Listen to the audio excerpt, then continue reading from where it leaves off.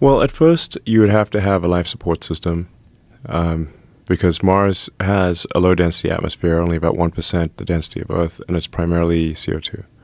Now, over time, you can terraform Mars. Terraform means make it like Earth, essentially.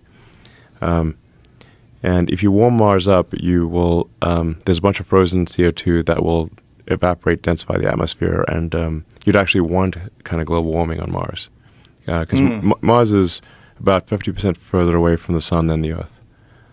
So it gets about less than half the solar energy that Earth does. And it's believed at one point in time Mars had a much different environment, right? It appears highly likely that Mars had liquid oceans, albeit a long time ago. And there's a lot of ice. So Mars is covered in ice. And now the ice is then covered in dust for the mostly, except at the poles. So there's a lot of ice. In fact, I believe if Mars was warmed up, you'd have an ocean about a mile deep on 40% of the planet. Oh. So it's quite a lot of water.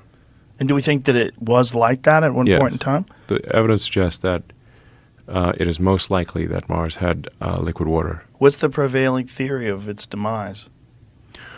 Well, just over time, the solar system cooled. So Earth used to be much hot. In the very early Earth was like molten rock.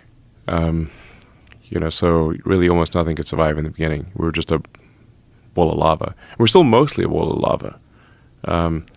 We're like creme brulee. Like there's a thin crust, and it's mushy rock very hot mushy rock underneath.